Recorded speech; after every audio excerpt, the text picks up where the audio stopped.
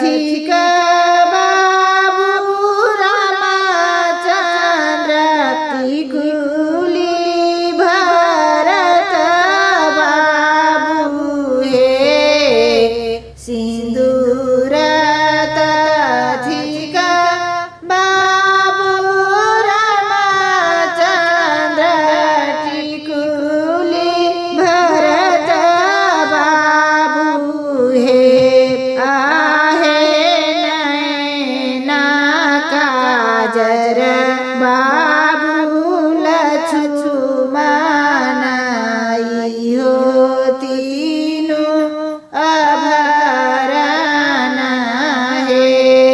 आहे नैना काजर बाबू लक्ष्मण हो तीनों आभरण हे कोबर लिखलन काशिला रानी और सुमित्रा रानी